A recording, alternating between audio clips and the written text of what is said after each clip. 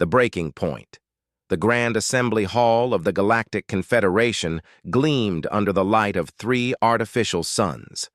Delegates from over 200 species filled the chamber, their voices creating a symphony of clicks, whistles, and rumbles that the universal translators struggled to process simultaneously. Dr. Eliza Chen stood silently at the human delegation's platform, her dark eyes scanning the room of aliens who considered her kind little more than useful pets. Humanity had joined the Confederation 73 years ago, discovered by Arcanian deep space scouts who had been shocked to find such a primitive species already venturing beyond their solar system. The Confederation's leadership, dominated by the founding races, the crystalline Arcanians, the gas-based Voludians, and the hive-minded Nexari, had graciously allowed humans to join as a developing species. 73 years later, humans were still classified as developing. The human delegate may now present their petition, announced First Speaker Talavex, her crystalline form refracting light in patterns that indicated boredom to those who could read Arcanian body language. Eliza certainly could. She had spent 20 years studying xenobiology and intercultural communication. Distinguished members of the Confederation, Eliza began, her voice carrying the weight of Earth's United Council behind it. For the 5th consecutive year, humanity requests a review of our status within the Confederation hierarchy. We have fulfilled every requirement for advancement to full member status, including technological contributions, peacekeeping service, and economic integration. The chamber remained indifferent. A Voludian representative hovered near her platform, its gaseous body pulsing with what Eliza recognized as amusement. Your species maintains only 12 colony worlds, it said, its voice translated into a condescending tenor. Full members must demonstrate greater expansion capability. With respect, Ambassador Kolmura, Eliza replied, the Confederation's own regulations limit human expansion to our current territories until our status is upgraded. This creates an impossible standard. The human misunderstands, interrupted Nexus Mind 7, the collective consciousness representing the Nexari. Your limitation is not regulatory but capability-based. Your ships rely on our guidance systems, your colonies on our environmental technology. Eliza's fingers tightened around her datapad.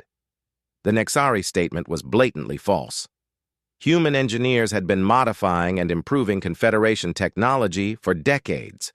In many cases, they had completely redesigned systems that the founding races considered perfected. Glancing at her datapad, she noted a message from Earth. Proceed with Exodus Protocol if petition denied. Unanimous council vote. Distinguished delegates, Eliza continued, maintaining her diplomatic tone, humanity contributes 28% of the Confederation's engineering workforce, 35% of medical personnel in frontier regions, and maintains 60% of cross-species communication systems. Our petition is supported by 42 non-founding member species who rely on human expertise. The first speaker's crystalline form glittered dismissively.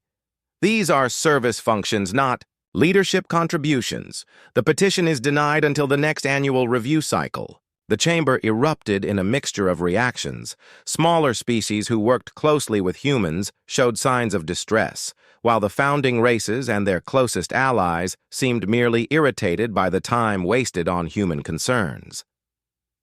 Eliza straightened her shoulders and took a deep breath. This moment would change galactic history. First speaker, the Earth United Council has authorized me to deliver our response to this decision. She paused, ensuring the translation systems were functioning perfectly. As of this moment, humanity is initiating Operation Exodus. All human personnel across Confederation space will cease operations and return to Earth-controlled territories within 14 standard cycles. The chamber fell silent. This is an emotional outburst typical of your kind, said the Voludian ambassador, its gaseous form rippling with dismissal. Your contractual obligations have been fulfilled, Eliza interrupted, something no developing species representative would normally dare.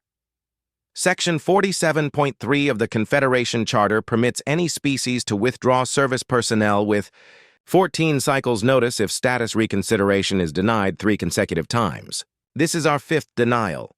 She tapped her datapad, and throughout the chamber, the personal devices of every delegate received the same notification. Operation Exodus initiated. To 17,163 human personnel beginning withdrawal procedures. This is absurd, the first speaker said, crystalline form now flashing with irritation. Your species cannot survive without Confederation support. We shall see who cannot survive without whom, Eliza replied calmly. Humanity withdraws from this chamber until our terms are met.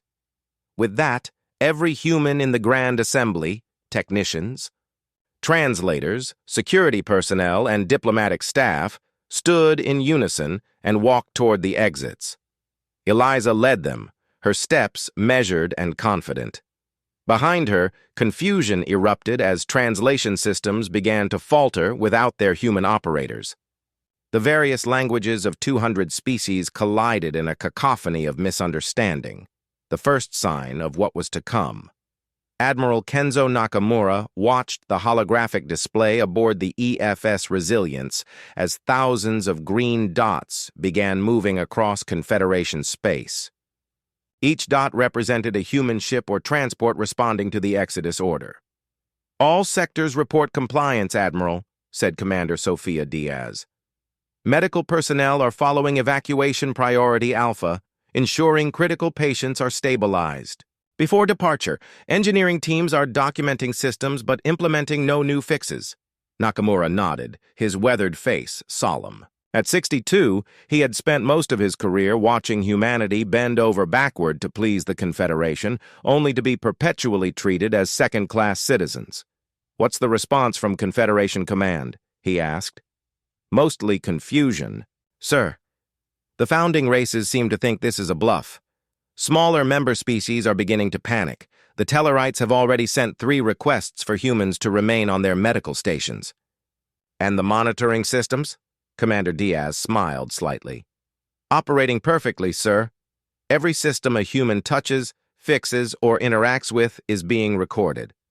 When things start breaking down, we'll have perfect documentation of exactly what humanity contributes to the Confederation. Good, Nakamura said. We've been invisible for too long. Sometimes you don't notice something's value until it's gone. On Confederation Medical Station Altaris, Chief Medical Officer Dr. Maya Rodriguez was surrounded by frantic alien administrators. The station served as the primary care facility for 17 species across 3 sectors. You cannot leave, insisted Director Venshala, a tall, spindly Calaxian whose 3 eyes blinked asynchronously in distress. We have 200 critical patients. Dr. Rodriguez handed over a datapad. This contains transition protocols for all current patients. I've stabilized the most critical cases, but you'll need to find replacement staff within 10 cycles. There are no replacements, the director hissed. No one else understands cross-species medicine like humans. Maya had spent 15 years on Altaris, developing treatments that worked across vastly different biologies, creating diagnostic tools that could identify diseases in species with completely different cellular structures. The Confederation Medical Academy had rejected her research papers 7 times, classifying human medical theories as simplistic despite their effectiveness. Perhaps you should have considered that before classifying my research as developing, Maya replied, keeping her voice professional despite the bitterness she felt. My entire team has standardized and documented every procedure. Follow the guidelines and you should manage. She didn't add that managing would mean a 40% increase in mortality rates. The Confederation would discover that soon enough. She walked toward the human transport ship. Maya passed the xenopediatric ward where she had saved thousands of alien children. A young Tellarite girl pressed her hand against the observation window, her large eyes filled with confusion. Maya touched her hand to the glass in response, her resolve almost breaking. This isn't about you, she whispered, but sometimes the universe needs a wake-up call. On the Nexari hub world of Collective Prime, engineering specialist Jackson Chen shut down his console and secured his tools. Around him, the massive power distribution center hummed with the energy that supplied critical systems to over 2 billion Nexari drones. "Your departure violates your service contract," stated Nexus Interface 12, the localized consciousness assigned to the facility. "Operational efficiency will decrease by 23%. Jackson laughed. "Try 87%. Your original systems couldn't handle the power fluctuations from the new quantum cores. The bypass regulators I installed are the only things preventing cascade failures. Our systems were perfect before human modification," the Nexus Interface insisted. "Your perfect systems had failure rates of 60% before we redesigned them," Jackson countered, slinging his toolkit over his shoulder. "The modifications aren't in your database because your engineers refuse to acknowledge they came from humans. Check maintenance shaft 37J if anything starts overloading. There's a manual bypass system there, written in English, unfortunately, for you." As he walked away, Jackson felt a mixture of satisfaction and concern. The Nexari considered themselves the most intelligent species in the Confederation, but they'd built their critical infrastructure on human ingenuity. They refused to acknowledge. They would acknowledge it soon enough.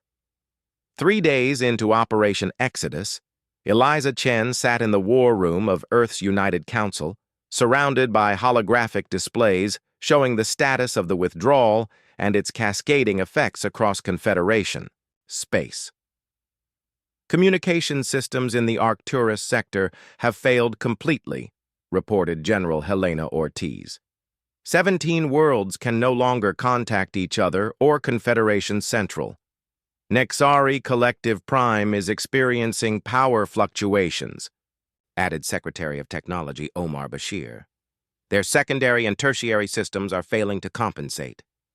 The Veludian atmospheric processors on their colony worlds are showing critical errors," said another official. "Their environmental engineering teams can't determine why." Eliza studied the reports, neither satisfaction nor regret showing on her face. "And our people?" 87% evacuated. The remainder will be out within the deadline, barring unforeseen obstacles. Council Chairperson Diana Wu spoke up. "We're receiving diplomatic requests from 29 smaller member species.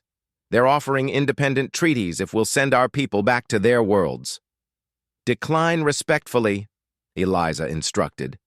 "We maintain unity on this front. Our terms are clear: full membership for humanity within the Confederation, or no human expertise for any member species." A priority alert flashed across the main display. Eliza's breath caught as she read it. "The Arcanian homeworld is reporting critical failures in their central environmental systems." The room fell silent. The Arcanians, the haughty crystalline species that led the Confederation, had always claimed technological superiority over all others. "What kind of failures?" Chairperson Wu asked. "Their atmospheric regulation systems are malfunctioning," Eliza explained.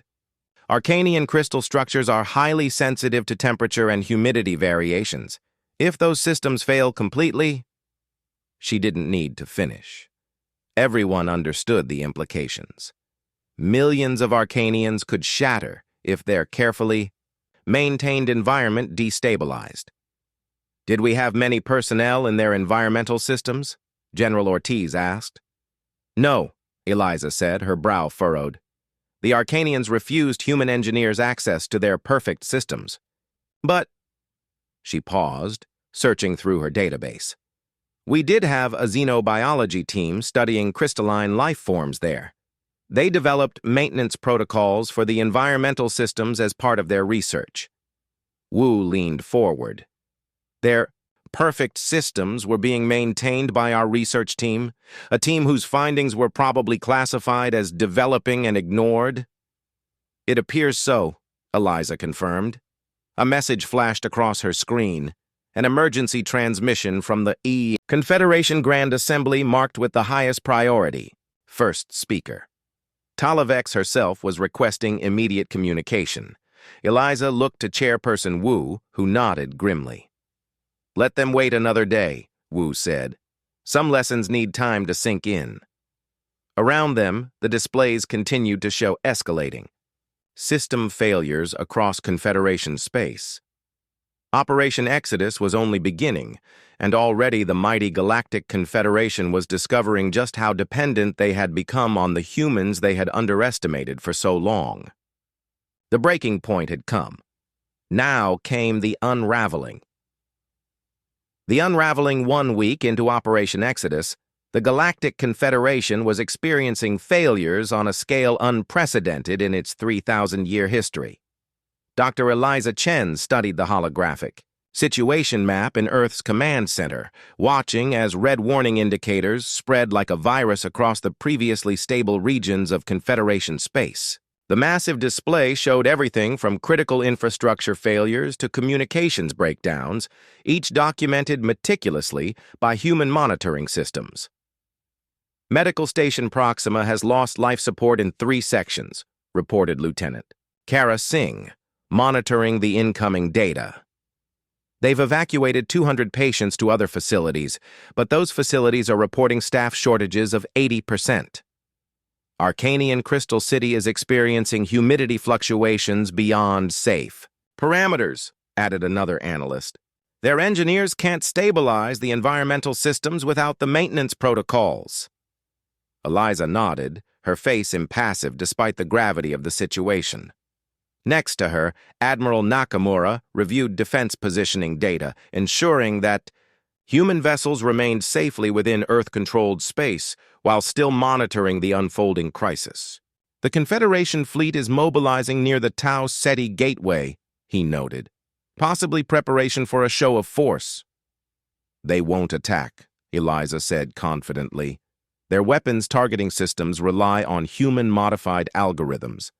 Without proper maintenance, their accuracy is reduced by 60%. They may not know that yet, Nakamura cautioned. They're about to find out, Eliza replied, pointing to a new alert. The Voludian Dreadnought Eternal Storm just reported catastrophic targeting system failures during standard exercises. 3 of their ships were hit by friendly fire. The Admiral allowed a grim smile. No casualties, I hope? None reported. The safeguards we installed are still functioning, for now. A priority transmission interrupted their exchange. Chairperson Wu entered the command center, her face tense. The first speaker has been sending hourly requests for negotiation, she informed them. The latest one included what they're calling reasonable concessions to human demands. Eliza accepted the data tablet Wu offered, scanning the Confederation's proposal. They're offering to recategorize humans as an advanced developing species with expanded colonization rights. Not good enough, Wu stated flatly. Not even close, Eliza agreed. Shall I respond? Yes. Inform them that humanity's terms remain unchanged. Full membership or no return. As Eliza composed the response, more alerts flashed across the command center screens. The Confederation's complex interconnected systems were failing faster than anyone had predicted, even in humanity's most optimistic scenarios.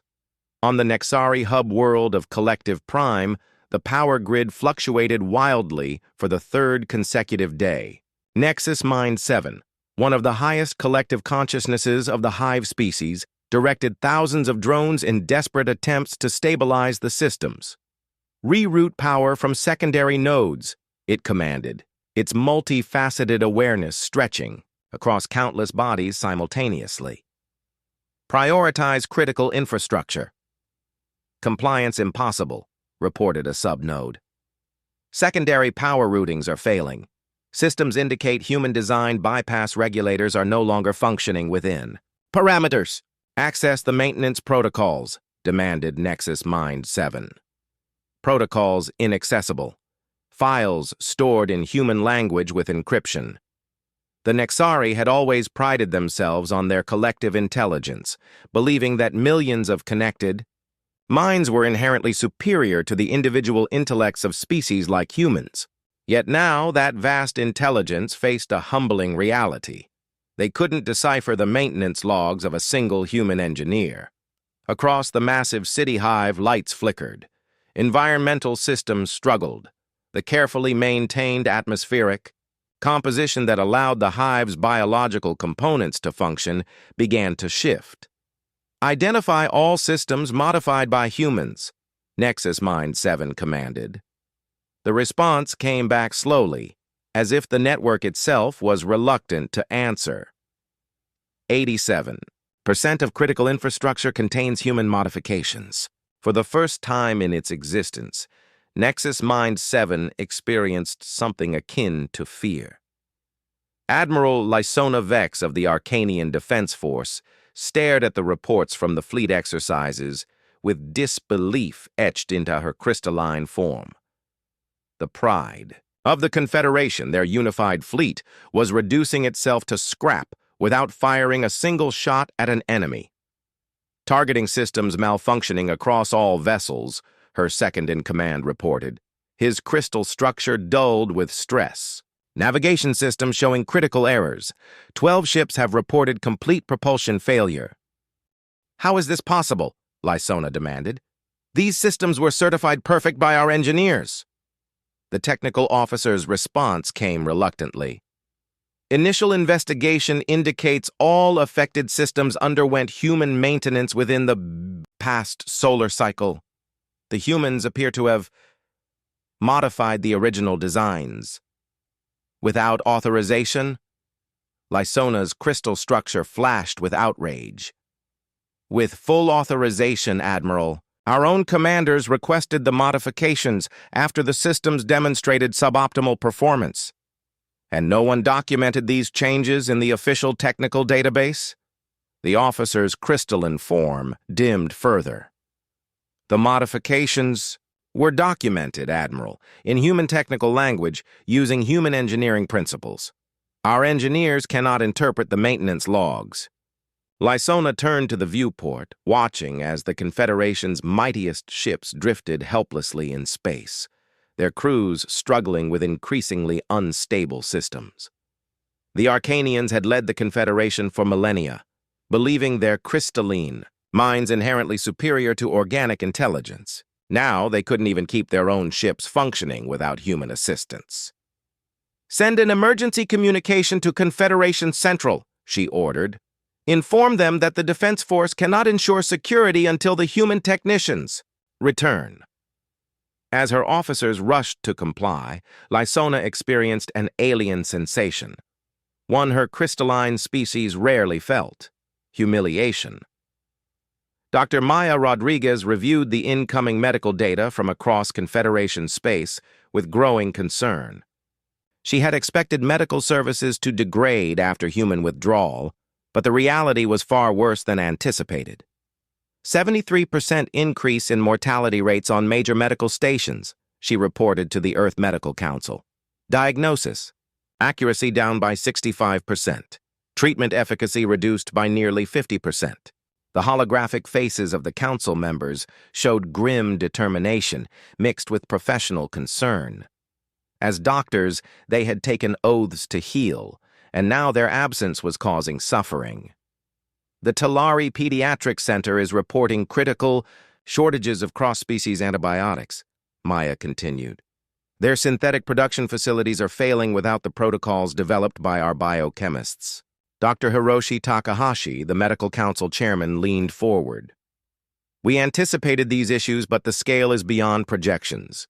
The Confederation medical authorities always claimed our methods were simplistic compared to their sophisticated approaches. Their sophisticated approaches were theoretical, Maya replied. They never implemented them in practical settings. Human doctors were the ones actually treating patients across species boundaries. An emergency alert interrupted their discussion. A transmission from the Talari homeworld, bypassing normal Confederation channels to reach Earth directly. This is High Minister Varel of Teleria. announced a slender, blue-skinned alien whose large eyes showed clear distress. "We face a medical catastrophe. An unknown pathogen is affecting our youngest population.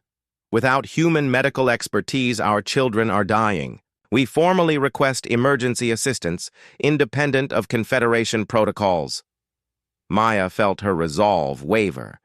The Talari had always been among the few Confederation species that treated humans with genuine respect. "We cannot make exceptions," Dr. Takahashi reminded her gently. "If we send help to one species, we undermine our unified position."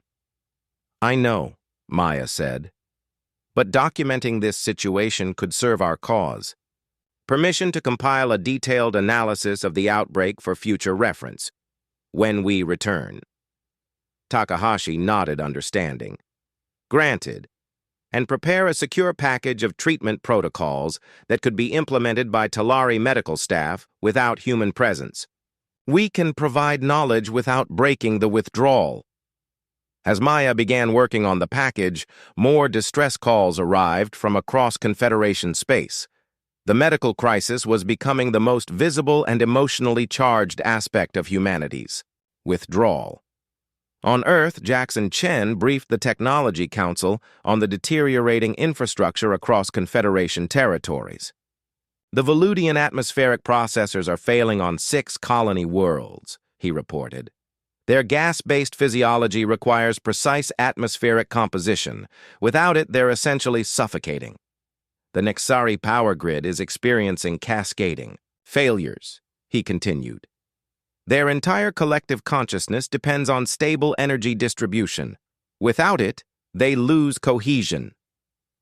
Councilmember Dr. Aisha Mbeki raised a pertinent question. "How did we become so essential to their systems? Without them acknowledging our contributions?" Jackson displayed a series of comparative schematics. This was their original design for the Nexari power distribution network. Elegant but fundamentally flawed when scaled to current usage levels. He switched to a more complex diagram. "This is the current system, with human modifications highlighted in blue. Nearly 70% of the schematic illuminated in blue. We didn't just maintain their systems," Jackson explained. "We completely redesigned them while pretending to merely implement minor adjustments. The Confederation engineering authorities would never approve human designs officially, so our engineers found workarounds, solving problems without seeking credit." "And now," prompted Dr. Mbeki, "now they're discovering that what they thought were their systems are actually ours. But they can't maintain them because all the documentation, all the manuals, all the maintenance protocols are written using human engineering principles they never bothered to learn." The implications were clear. Humanity hadn't just been providing service. They had quietly become the infrastructure of the Confederation itself. 2 weeks into Operation Exodus, with nearly all human personnel evacuated to Earth-controlled space, the Confederation finally acknowledged the severity of the crisis. First speaker. Talavex addressed an emergency session of the Grand Assembly. Her crystalline form noticeably dulled from the environmental stress on the Arcanian homeworld. "Distinguished delegates," she began, her usual haughty tone replaced by urgent gravity. "The Confederation faces an unprecedented systems crisis affecting all member species. Critical infrastructure is failing across our territories. Medical services are degraded beyond acceptable parameters. Communication and transportation networks are operating at minimal capacity." The chamber, once orderly and magnificent, now showed visible signs of disrepair. Translation systems functioned sporadically, environmental controls were inconsistent, and the immaculate cleanliness that had once characterized the assembly hall had given way to disorder. "Investigation has revealed," the first speaker continued reluctantly, "that human, technical, and professional contributions to Confederation operations were more substantial than previously assessed." A cacophony of responses erupted from The delegates ranging from angry accusations to desperate pleas for solutions. The smaller member species, many of whom had worked closely with humans, voiced what many now realized. Humanity had been holding the Confederation together while the founding races took credit. The Arcanians dismiss humans as primitive, yet human xenobiologists kept your environmental systems running, shouted the Talari representative, grief and anger clear in his voice. My world's children die while you debate protocol. Ambassador Kolmura, the once dismissive Voludian representative, fluctuated anxiously. 6 Voludian colonies face complete environmental collapse. Our engineers cannot restore atmospheric processors without human assistance. The Nexari representative, a physical manifestation of Nexus Mind 7, reported gravely, collective, cognitive function decreasing as power systems fail. Nexari hive unity threatened. As the assembly descended into chaotic debate, a single message appeared on every functional screen in the chamber, a direct transmission from Earth featuring Dr. Eliza Chen. Distinguished delegates of the Confederation, she began, her calm demeanor contrasting sharply with the panic in the assembly. The Earth United Council has been monitoring the situation across Confederation space. We regret the suffering being experienced by innocent beings of all species. The chamber fell silent. All attention focused on the human who had walked out 2 weeks earlier. Humanity remains willing to return and restore functionality to all critical systems, Eliza continued. Our terms, however, remain unchanged.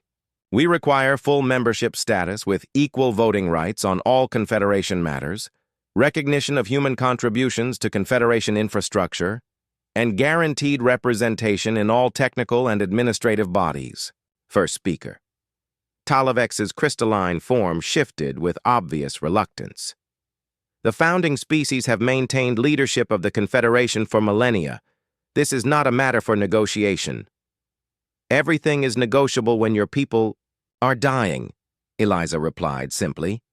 Humanity did not create this crisis. We merely removed our unrecognized support. You now understand what that support was worth. On cue, the holographic display shifted to show detailed statistics of failing systems across Confederation space, a comprehensive demonstration of exactly how dependent the mighty Confederation had become on the supposedly primitive humans. The graphic display shifted to show detailed statistics of failing systems across Confederation space, a comprehensive demonstration of exactly how dependent the mighty Confederation had become on the supposedly primitive humans. The Reckoning, the Sebasada Z, Grand Assembly Chamber of the Galactic Confederation, had never witnessed such a vote. For 3,000 years, the founding species, Arcanians, Voludians, and Nexari, had maintained absolute control over all significant decisions. Their technological, military, and economic dominance had gone unchallenged, allowing them to dictate the fate of hundreds of lesser species until humanity walked out.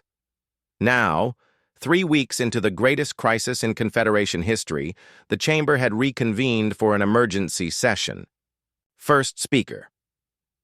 Talavex's once brilliant crystalline form appeared dull and fragmented at the edges, visible evidence of the environmental system failures affecting her homeworld. This emergency session will now vote on Resolution 7293, she announced, her voice lacking its former imperious tone. The matter before us is the status of humanity within the Confederation structure. The resolution displayed on the still-functioning screens throughout the chamber. In recognition of humanity's vital contributions to Confederation infrastructure, medical services, and interspecies communications, Earth is hereby granted full membership status with all associated rights and responsibilities effective immediately. Once such a proposal would have been dismissed without debate.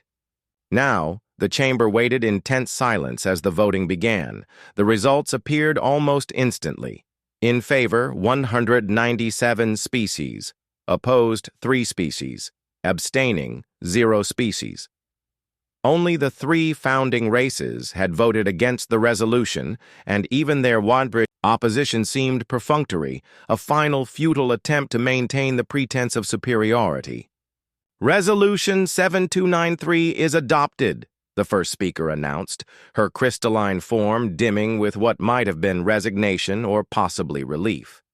Earth is recognized as a full member of the Galactic Confederation with immediate effect. She paused, then added words never before uttered by an Arcanian leader. We request Earth's immediate assistance with critical system restoration across Confederation space. In Earth's command center, Dr. Eliza Chen watched the vote with the Earth United Council. When the results appeared, no celebration erupted, only determined nods and immediate action. Deploy emergency response teams according to Restoration Protocol Alpha, Chairperson Wu ordered. Priority to medical crises, life support failures, and power systems affecting civilian populations. Eliza coordinated the massive operation, directing thousands of human specialists who had been on standby, ready to return to Confederation space the moment their terms were met. Medical teams to the Talari homeworld first, she instructed. Engineering teams to the Nexari hub worlds and Voludian colonies with atmospheric failures. Communications specialists to restore the primary networks. Admiral Nakamura oversaw the security aspects. All teams will deploy with monitorial contingents. If there's any attempt to renege on the agreement, we withdraw immediately. As the first human ships departed Earth space, Eliza prepared for her return to the Confederation. Assembly, not as a petitioner but as the representative of a full member species with equal voting rights. The real work was just beginning. Dr. Maya Rodriguez stepped off the medical transport onto the surface of the Talari homeworld, leading a team of 50 human medical specialists. They were greeted by High Minister Varel, whose normal blue complexion had paled with stress and grief. Thank you for coming, the Talari leader said, bowing deeply. Our children die while politicians debate. Maya nodded grimly. Take me to your medical center. My team is ready to work immediately. The Talari medical facility was overwhelmed. Hundreds of young Talari lay in treatment chambers, their respiratory systems failing as the unknown pathogen attacked their unique dual-lung structure. Talari. Doctors worked frantically but ineffectively, unable to adapt the complex diagnostic equipment without human assistance. We followed the treatment protocols you sent, explained Chief Physician Nalara. But our equipment cannot synthesize the compounds correctly. Maya immediately took charge, her team dispersing throughout the facility with practiced efficiency. Human hands calibrated equipment, synthesized medications, and began treating the most critical patients. The calibration settings were designed for Arcanian physiology, Maya explained as she worked. Your species requires different baseline parameters, but the Confederation Medical Authority refused to acknowledge the need for customization. Within hours, the first young patients began showing improvement. Within a day, no new cases had reached critical status. The Talari medical staff watched in amazement as humans made adjustments and modifications to equipment they had struggled with for weeks. How did you become so essential without us realizing it? Chief Physician Nalara asked quietly. Maya paused in her work. We weren't allowed to be officially essential, so we became unofficially indispensable instead. On the Nexari hub world of Collective Prime, Jackson Chen led a team of human engineers through the massive power distribution center. Around them, Nexari drones moved frantically, attempting to stabilize the failing systems that maintained their hive consciousness. Primary node failures in sectors 7 through 12, reported a Nexari interface unit. Collective coherence dropping below sustainable levels. Jackson accessed the main control systems, noting with satisfaction that his personal override code still functioned. Begin power cycling according to Protocol 37B, he instructed his team. Divert emergency reserves to maintain the consciousness centers while we rebuild the distribution network. The human engineers moved with calm efficiency, implementing fixes and workarounds they had developed years ago but had never been allowed to document in official Confederation technical manuals. "Your species designed these workarounds?" asked the Nexari interface, its normally confident tone replaced by something like wonder. "We didn't just design the workarounds," Jackson replied as he rerouted critical power flows. "We designed most of your current infrastructure. Your original systems couldn't handle the expanded requirements of your growing collective consciousness." As power stabilized across the hub world, Jackson pulled out a data tablet. "Here's the deal going forward. We're installing these monitoring systems that will alert both Nexari engineers and human oversight teams about potential failures. And this time, we're documenting everything properly, in multiple languages, with proper credit." The Nexari interface pulsed in what might have been agreement. "The collective acknowledges the necessity of proper documentation and credit allocation."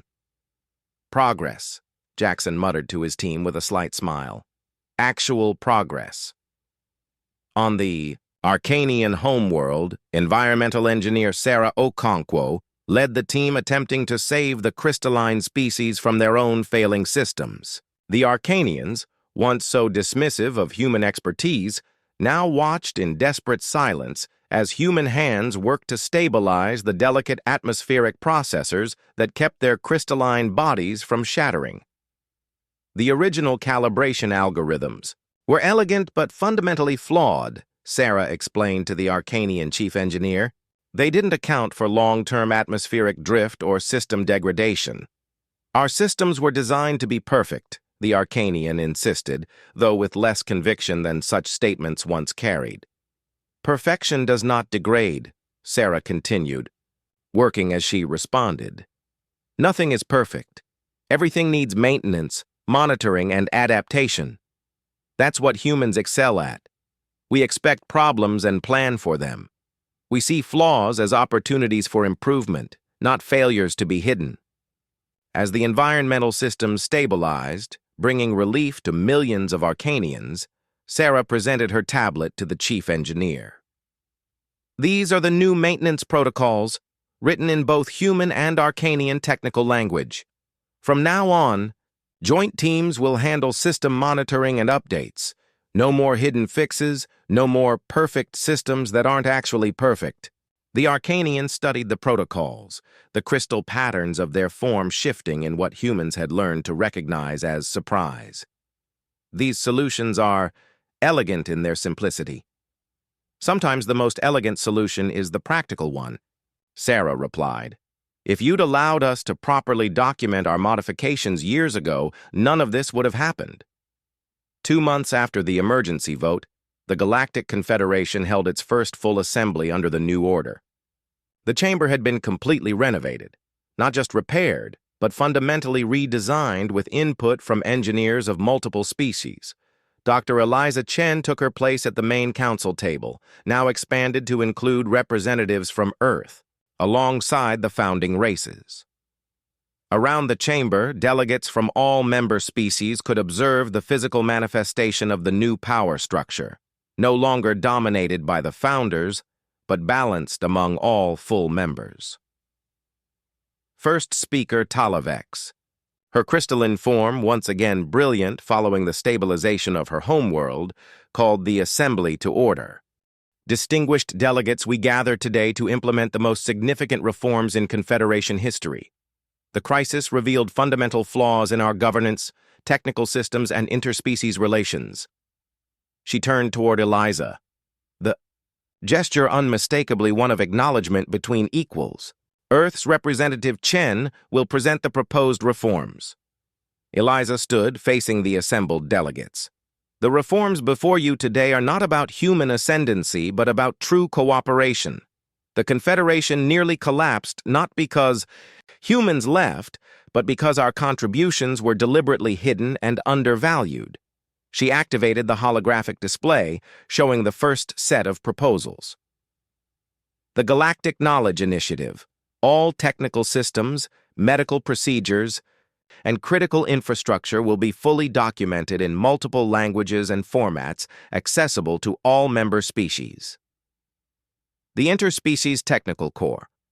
Mixed species teams will maintain all critical systems, ensuring no single species becomes solely responsible for essential functions. The Contribution Recognition Protocol.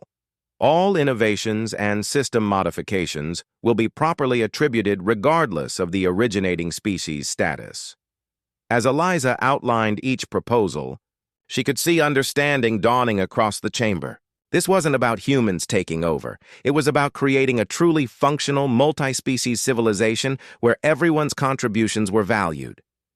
The final and most crucial reform, Eliza continued, addresses the classification system that led to this crisis. The display showed the final proposal. Elimination of the species development hierarchy. No species will be classified as developing or advanced. Instead, each member's strengths and contributions will be recognized in their specific areas of expertise. The vote that followed was not unanimous. Change never is. But the overwhelming majority supported each reform.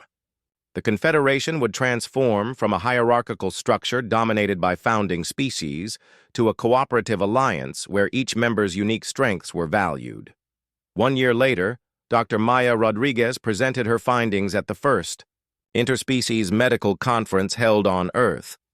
Delegates from 117 species filled the auditorium at Johns Hopkins University. The Talari respiratory epidemic was successfully contained using a combination of human adaptive medical techniques and Veludian organic chemistry, she explained to the attentive audience. This represents the first major success of the cross-species medical teams established under the reforms. In the front row, Chief Physician Nalara of Talaria nodded in appreciation. Next to her sat representatives from species that had once dismissed human medicine as primitive, now eagerly taking notes, as Maya described techniques that had saved thousands of lives. Most importantly, Maya concluded, all procedures have been fully documented in 12 major languages and stored in the Confederation Medical Database, accessible to practitioners across all member worlds.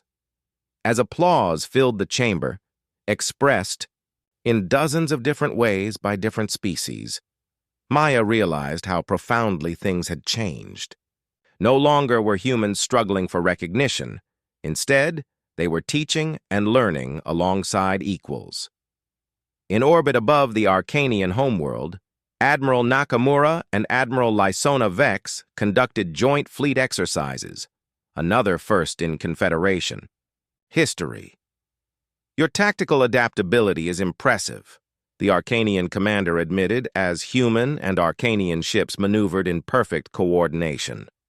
Our rigid formations would have never attempted such flexible responses. And your precision is something we could learn from, Nakamura replied diplomatically. The combined approach is stronger than either alone. On the main view screen, ships of a dozen different species executed complex maneuvers, their crews working together across species boundaries that once seemed insurmountable. The new unified communication systems, designed by mixed species teams, allowed seamless coordination without the translation issues that had plagued the old Confederation fleet.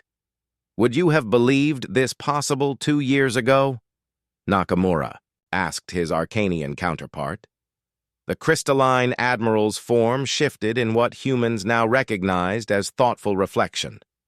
No, we were too convinced of our superiority to imagine that true cooperation could surpass it. In the research center on New Terra, humanity's newest colony world, Jackson Chen hosted a delegation of young engineers from 12 species, including Nexari drones, Arcanian crystal forms, and Veludian gas entities. They gathered around a revolutionary power system that combined technologies from multiple species, the first truly collaborative technical system in Confederation history. The beauty of this design, Jackson explained, is that it incorporates the strengths of each contributing species while compensating for limitations. Nexari quantum pathways, Arcanian crystal amplifiers, Veludian gas state energy transfer, and human adaptive interfaces, all working together. A young Arcanian engineer raised a crystalline appendage. But how do we ensure proper maintenance when different species think so differently? Jackson smiled. That's the most important innovation. The documentation and training systems, everything, is explained in ways that make sense to each species' cognitive patterns. The days of hidden knowledge and incomprehensible maintenance logs are over. As the young engineers studied the system, Jackson felt a profound sense of accomplishment. This was what humanity had fought for, not dominance, but recognition and true cooperation. 5 years after Operation Exodus, Eliza Chen stood at the podium in the completely transformed Grand Assembly Chamber. As the newly elected High Representative of the Confederation Council, the first human to hold the position, she addressed delegates from all member species. 5 years ago, humanity walked out of this chamber in protest against a system that undervalued our contributions. Today, I stand before you as proof of how far we have come together. Around her, the chamber reflected the new reality of the Confederation. No longer was there a hierarchical arrangement with founding species at the center. Instead, a balanced configuration gave every full member equal representation and voice. The crisis that followed our withdrawal revealed what should have been obvious. No single species, regardless of their technological advancement or historical status, can build a truly galactic civilization alone. We need each other, not as rulers and servants, but as partners with different but equally valuable strengths. The statistics displayed behind her told the story of the transformed Confederation. Interspecies cooperation increased by 217%. Critical. System failures reduced by 89%. Medical treatment effectiveness improved by 65% across all species. Technological innovation accelerated by 132%. Colonial development expanded by 74%. The lesson we learned was painful but necessary, Eliza continued. True strength comes not from domination but from cooperation, not from hiding knowledge but from sharing it, not from rigid hierarchies but from flexible partnerships. She looked around the chamber, meeting the eyes or sensory apparatus of each delegate in turn. Humanity did not win a victory 5 years ago. The Confederation did not suffer a defeat. Together, we discovered a better way forward. As Eliza concluded her address, the applause that filled the chamber came in hundreds of different forms: sounds, lights, vibrations, and gestures unique to each species. Yet for the first time in Confederation history, they truly spoke with one voice, the voice of equals working together toward a shared future among the stars. The humans had walked out, the Council had panicked, and the galaxy had become better for it.